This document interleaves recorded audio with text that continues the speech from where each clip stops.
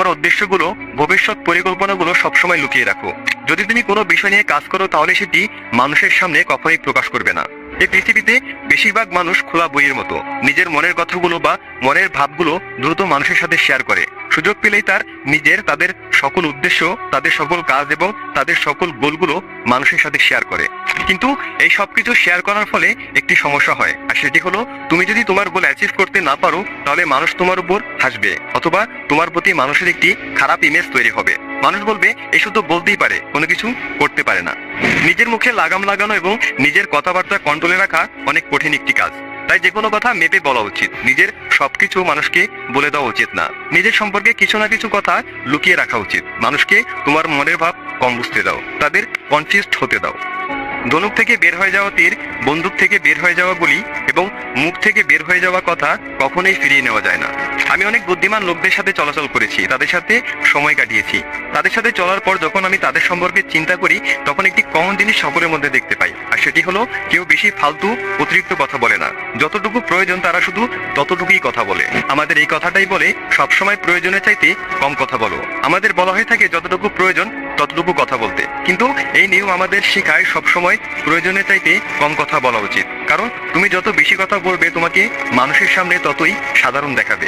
মানুষকে কখনোই নিজের কথার দ্বারা ইমপ্রেস করার চেষ্টা করবে না, কারণ যখন তুমি প্রয়োজনের চাইতে বেশি কথা বলবে তখন অনেক সম্ভাবনা থাকে তোমার মুখ থেকে ভুল কথা বের হওয়ার। একটা ছোট উদাহরণের মাধ্যমে তোমাকে এই বিষয়টি ক্লিয়ার করে দিতে চাই। একবার এক অপরাধীর ফাঁসি হচ্ছিল। যখন তার ফাঁসি প্রায় হয়ে যাচ্ছিল ঠিক এমন সময় তার ফাঁসির দড়িটি ছিঁড়ে যায়, আর সেই সময় ফাঁসির দড়ি ছিঁড়ে যাওয়াকে উপরওয়ালার রহমত হিসেবে ধরা হতো, আর তাই অপরাধীর সাজা মাফ করে দেওয়া হতো। এরকম একটি ঘটনা একটি রাজ্যে ঘটে। এক অপরাধীকে ফাঁসি দেওয়ার সময় তার দড়িটি ছিঁড়ে যায়। এই কথাটি এসে রাজ্যের সেনাপতি রাজাকে বলে। রাজার একজন অ্যাডভাইজার সেনাপতিকে জিজ্ঞেস করে, দড়ি ছিঁড়ে যাওয়ার পর সেই অপরাধী কি কিছু বলেছিল? তখন সেনাপতি বলে, হ্যাঁ, সে অপরাধী বলেছিল যে রাজা একটা ঢঙের দড়ি বানাতে পারে না, সে রাজা রাজ্য সামলাবে কিভাবে। একথা শোনার পর রাজার অনেক রাগ হয়। রাজা সেই অপরাধীর কাছে যায় এবং তাকে তলোয়ার দিয়ে মেরে ফেলে। তার মৃত্যুর কারণ ছিল সে বিনা প্রয়োজনে অতিরিক্ত কথা বলেছিল। সেই অপরাধী যদি অতিরিক্ত কথা না বলতো তাহলে হয়তো তার জীবন বেঁচে যেত।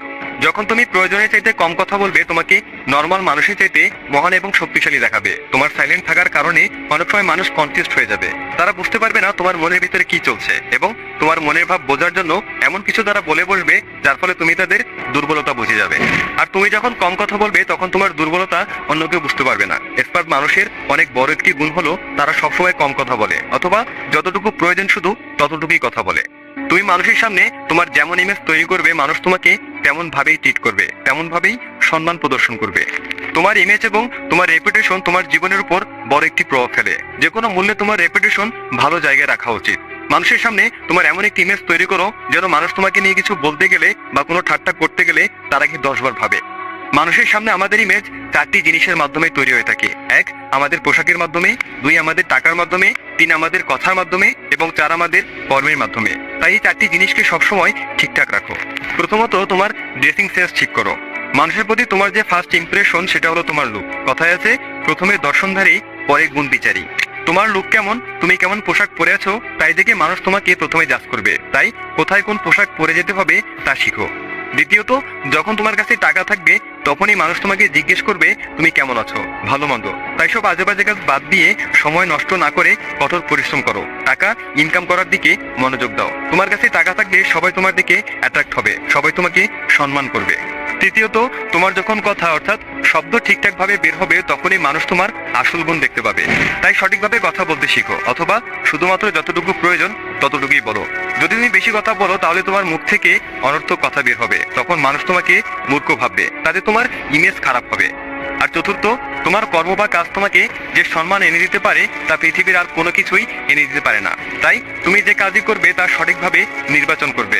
মনে রাখবে, জীবনে এমন কোনো কাজ করবে না যাতে তোমার ইমেজ বা রেপুটেশন খারাপ হয়। কারণ যদি একবার তোমার ইমেজ বা রেপুটেশন নষ্ট হয় তাহলে তা আগের মতো করা কোনোভাবেই সম্ভব নয়। যদি তোমার ইমেজ ঠিক থাকে, তোমার রেপুটেশন ঠিক থাকে, তাহলে অনেক কাজ তোমার শুধু বলা মাত্রই হয়ে যাবে। তাই তোমার ইমেজ, তোমার যে রেপুটেশন তা সবসময় ভালো রাখো। তুমি যেভাবে মানুষের সামনে নিজেকে উপস্থাপন করবে তার উপর নির্ভর করে মানুষ তোমাকে কতটুকু সম্মান প্রদর্শন করবে। মানুষের সামনে নিজেকে খারাপভাবে উপস্থাপন করলে বা অতি সাধারণভাবে উপস্থাপন করলে মানুষ কখনোই তোমার সম্মান করবে না। রাজা নিজে নিজের সম্মান করে, তাই অন্যরাও রাজাকে সম্মান করার প্রেরণা পায়। আর রাজাদের মতো থাকার মানে এটা না যে তুমি অহংকারী হয়ে যাও, এটার অর্থ হলো তুমি নিজেকে কখনোই কম ভাববে না, তুমি নিজেকে সবচাইতে উপরে রাখবে, রাজাদের মতো মহান কাজ করবে এবং উচ্চ বিচার রাখবে। তোমার সব কাজের মাধ্যমে তুমি মানুষদেরকে দেখাবে তুমি রাজা নও, কিন্তু তুমি রাজা হওয়ার যোগ্য। আর কখনোই নিজের আত্মসম্মান ক্ষুণ্ণ করবে না, কখনোই নিজের অপমান করবে না, কারণ যে ব্যক্তি নিজে নিজের সম্মান রক্ষা করে তাকে পৃথিবীর সকলেই সম্মান করে। তাই যদি তুমি রাজার মতো সম্মান পেতে যাও তাহলে তুমিও রাজার মতো উচ্চ বিচার রাখো এবং রাজার মতো কাজ করো।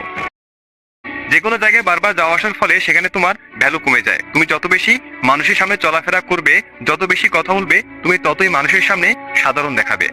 যদি তুমি কোনো বন্ধুদের গ্রুপের মেম্বার হয়ে থাকো তাহলে কিছু সময়ের জন্য সেখান থেকে দূরে সরে আসো, তাহলে সেখানে তোমার সম্পর্কে কথা হবে এবং তোমার কাজের বেশি প্রশংসাও হবে। দূরে থাকার সঠিক সময়টা তোমাকে শিখতে হবে, কারণ অ্যাবসেন্টের কারণে যে কোনো জিনিসের ভ্যালু বেড়ে যায়। তুমি অনেক সময় দেখবে যখন বড় বড় সেলিব্রিটিরা কোনো পার্টি বা কোনো ইভেন্টে যায় তখন তারা খাওয়া দাওয়া না করেই সেখান থেকে চলে যায়। তারা বলে যে তাদের অন্য আরেকটি পার্টি অথবা ইভেন্টে যেতে হবে। আসলে কিন্তু তাদের কোনো পার্টি অথবা ইভেন্ট থাকে না। আসল কারণ হলো সেখানে বেশি সময় দিয়ে তারা নিজেদের ভ্যালু কমাতে চায় না, কারণ তারা মানুষের সামনে যত বেশি সময় কাটাবে অন্য লোকেরাও তাদের নর্মাল মানুষের মতো দেখবে, তাদের প্রতি মানুষের অ্যাটেনশন কমে যাবে।